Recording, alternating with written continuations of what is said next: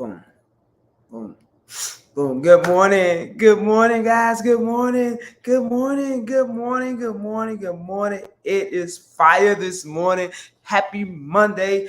Look, May 16th, 2022, 6:15 Central. Good morning, guys. Jump on. Let's rock this thing. We're talking about being spiritually fit.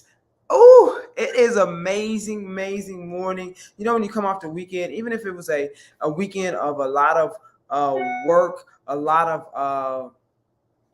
of new experiences, a lot of things. It was a busy weekend. I still marvel at when I allow myself to just go with the flow, when I allow myself to just say yes, how amazing it is, and how the trust level with my higher power, with the God of my understanding, deepens when I just say yes with an intention of learning, with an intention of just being the best that I can be. I love that thing. I love that thing. So I'm gonna rock this thing. I met some amazing people this weekend. Met some, really amazing people, and had an opportunity to do some things I hadn't done before, and to brand and work on my business. It's just amazing. It's amazing. How was your weekend? Let me know. Let me hit me up. Let me go. How was the weekend? What's your gratitude this morning? Come on, talk to me. Talk to me. What's your gratitude this morning? What's your gratitude? You know, I start with that off this morning. We're going to rock this morning. There we go. Good morning, Helen. Good morning. Come on in. Listen, how we going to start the morning is that how we going to master our day. We going to set the tone. How do I want to have this day play out? What does it look like for me to walk in greatness today? What does it look like to me to walk in love today? We are going to continue to talk about spiritually fit. Being spiritually fit means practicing and love. Being spiritually fit and being loved, and loving people, being spiritually fit. And we talked about it last week. I was using Dr. Joe Dispenza's definition, a quote last week, and he said that spiritually fit, he didn't say spiritually fit people. He said a relationship should be easy. And I mean a relationship on the job, relationship with friends, relationship in intimate relationships, which I think are just super, the thing that really gets us the most, because that's where we kind of bring everything. That's where we kind of lay everything out the majority of the time. That's where we get our feelings hurt the most. That's where we have the most expectations. That's where we have the most ideas of how things should be, is in that. And so he said that if I bring my best and I work on myself, and they bring their best and they work on themselves, then the walk should be easy. I'm paraphrasing that. And I tend, and I agree with that. I think that many times what I have done in the past, my experience is that I was looking at them to bring something that I needed or wanted in the rest. I had an idea of what it should be like. On the job, we have an idea of how it should be going, and so therefore we start focusing only on how we think it should be going, and we get caught up in what our needs not being met from the outside in, as opposed from the inside out. Anybody feel me on that? And so we start looking at, we could have the best person in the world compared to other people, and what we'll say is that, well, you don't live with them. well, you don't this. And the reality of it is that I think that's true. That's very, very true. But the idea is this: we've also, because we live with them, we start focusing on what they're not doing as opposed to who they really are. And the other thing is that we start relying on them to make us feel good, to make us feel safe, to make us feel validated, and therein is our issue. Come on with it. So when he says working on myself, my self-work begins with, how do I love me? Who do I want to be?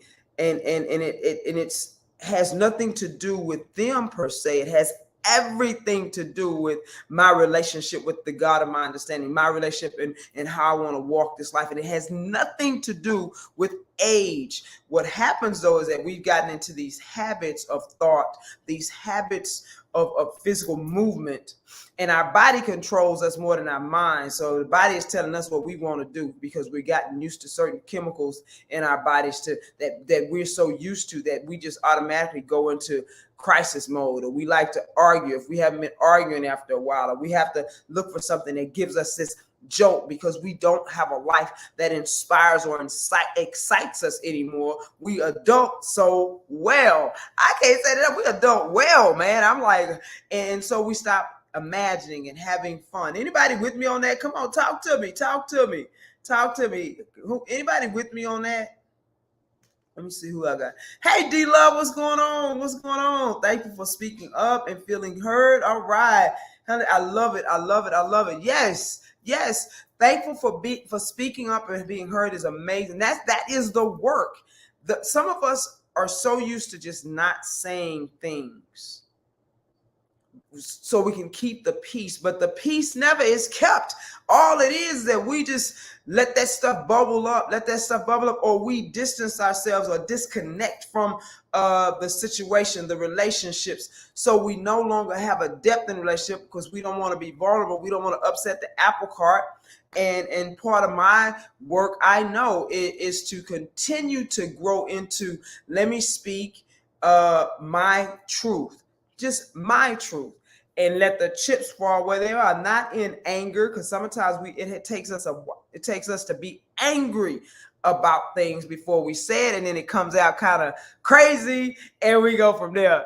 But today, we as spiritually fit people, continuously growing people, continuously evolving people, deciding today that I'm gonna make this day great today. We're going to try to change the game. We're going to practice changing the game. Anybody with me? Come on with it.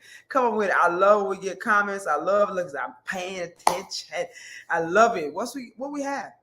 Spiritually fit people are always open to new ideas and how to love, new ways of connecting with people, even if it's out your comfort zone. As soon as you say, well, I've never been like that, then you probably need to practice doing something else.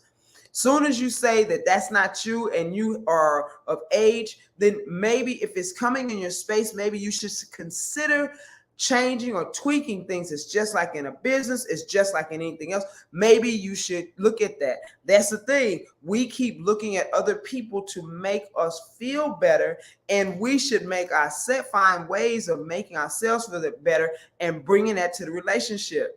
Bring that, whether that's on the job, understand me, whether that's the relationship with ourselves. How we talk to ourselves matters.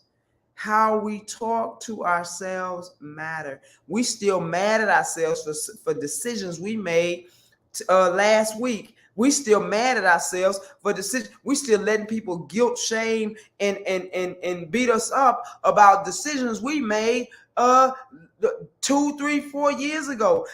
Listen, we must release that.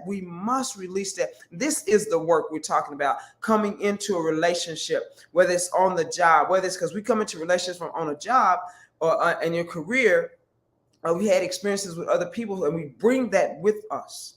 We bring that mindset. We start looking for reasons why we should be on guard. When the reality is, when you have an open mind and an open heart, listen, open mind, open heart. You're not looking for the negatives in things. You are looking for, how is source pulling me forward? How is source prospering me here? How is it? And here's the thing. When we're not aware of how much we talk about or complain about situations, when we're not aware of how much we talk about other people in that manner, then this is the work. This is why it becomes easy to walk with someone, to experience life with someone. That's one of the things. I woke up this morning, came out of meditation. When I came out of meditation, I was thinking about, the weekend and some special people. And I realized that one of the things that I love, whether it's met intimately or meeting new people is experiencing life with people, walking with them, however long on the journey, but experiencing life. And I thought that that was the most loving thing that we can do. It takes the pressure off of having to be perfect. You're just experiencing life. You're just bringing your best. They bring their best, and then we walk. You bring your gift, I bring my gifts, and then we walk. We go from there, just doing things a little differently, doing things. That's right, D-Love, doing things like last week, try decade. And here's the thing, it's time to let go of the decades. That's it, D-Love. It's time to let go. We don't get, we at any moment, we get to decide to let go of those old behaviors. We get to decide when those things are not working, when we're stressed out about things. And some of us, we've gotten so used to being stressed out or worried. We practice worrying. We practice it.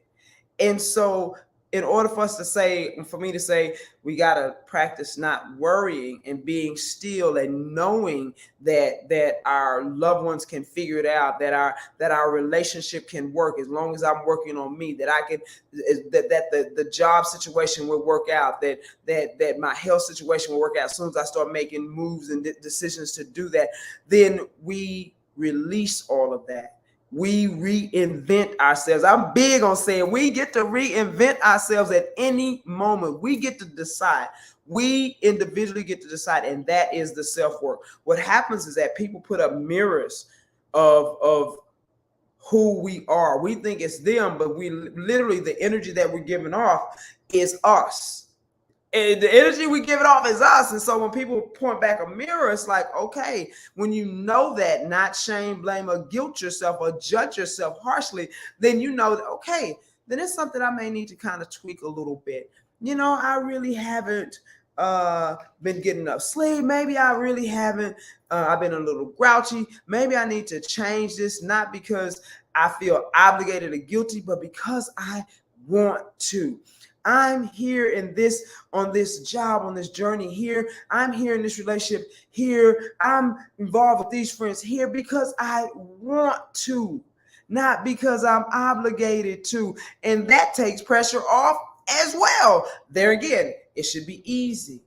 It should be, I like that. I like that there's times that things are challenging. But in all, when you are friends, when you are believing that source is handling this thing and you're doing the best coming from love and integrity, making sure that your heart and you're at peace, then it flows. There's an ease and a flow. When you're having fun, when Joseph Campbell said, follow your bliss, that is it. I really believe that's it, because what happens in us, we try to follow our bliss and then we'll say, well, my husband, my wife may not like that. Or I gotta wait for my kids to get out of school. Or we start making up all these reasons why we want to stay in misery, worry, and doubt. And we say, well, Shay, well, what about this? I said, well, I think that your purpose and your passion finds a way to take care of us. Not only that, you're happy. Point blank. Not only that, you're happier. That's all I'm gonna say. Not only that, listen, you are enjoying life, even if it was tough, even when you had those long days. Because you love what you're doing and who you are and who you're becoming, you have a swagger, you have fun. Look, the price of sexy is that, all of that. Deciding that I'm gonna go after who I really am, and I'm gonna love and take myself and whoever else is in that sphere of influence with me on a joyful journey, not a suffering, woe is me, I got all this journey. Listen, we can change the game. Come on, man. We're gonna keep talking about this one, because this one is one that gets us to our core. All right, guys. One of the things I want you to ask yourself today is, what makes you feel joy? What makes you feel joy? And how do I meet my needs? First of all, what do I need? What do I need? Those two questions. And the third one is, how do I make this day a day? How do I master this day? Three questions. How do I master this day? Number one is what makes me feel joy? What makes me feel joy? Number two, Well, I should say 4, because how do I meet my needs? What needs do you have? You want more intimacy, more closeness, more connection. What does that look like to you? Do you need more? What makes us happy? Some of us have gotten so far away. This is a game changer. Exactly, right? Hey, Tiffany, good morning. Gorgeous, good morning. Listen, what makes you happy? Some of us we've been living for other people so long, and we use that as an excuse to be miserable. I'm telling you, what makes you happy? Sit down, figure it out. Take a couple of weeks. Some of us will take a couple of weeks to figure that out. I done got so far away from your center, because we've been doing for everybody else. We think we get mad when everybody's not doing how we think, that we don't even know anymore. We don't know. We just been doing stuff. We do it, and we do it well. And I'm saying, remember to move in your purpose call. Absolutely. We know the words, but we must do it. We know, listen, we know a lot up here. We know a lot. But downloading that thing to the heart and doing it is a whole different ballgame. We'll come up with a whole bunch of reasons why we don't do it. And I'm saying today, what makes you feel joy? What are your needs? What are your needs? How do I meet those needs? This is you first. This is you first. If you ain't talking about nobody else doing nothing. And then 3, how do I master this day, making this day a great day? How do I master this day, making a great day? And one of them, I'm going to leave right here, that I already know it is an automatic game changer, is gratitude, appreciation, and being in love with your situation right now, saying, hey, this is what I'm grateful for in this situation. Even if it's not the best, I'm grateful for myself because I do this, and this. I'm grateful for the people that's in my space because they do this, this. Get specific about why you love people, why you love the job you do. Get specific why you go in your job and you may be challenged to grow up a little more. Get specific, baby. It is a game changer when appreciation hits it. It's a game changer when you start thinking about thankful, how you're grateful and thankful for those things, because we can find things all day long to complain about people that are our intimate, our spouses, our partners, the people we work with. Our bodies, we can find it. But I challenge you to find the goodness in yourself, to celebrate the things you're doing, to celebrate the things that people are doing around you, to see the goodness, to see it, to find it, to look for it intentionally, to look for the goodness in this day, how the day flows with it. Look for it and speak it out. This morning I got up and I was opening up my blinds like I always do, and the moon was like, man, I said, moon, listen, don't make me fall in love with you, moon. I love you, girl. The moon was so beautiful this morning. I was like, wow, this is amazing. What a beautiful time. And I was appreciative of myself that I could look at that and just simple things, just like, wow. And again, my weekend was amazing. I thank everyone that I spent time with on yesterday. So let's get it. All right, that's how we starting this Monday. This is how we starting a Monday. Happy Monday, May 16th. Let's go get this day. Like, share, comment, please. I will get back with you for sure. Let's go. Bye, guys. Have an amazing, amazing day.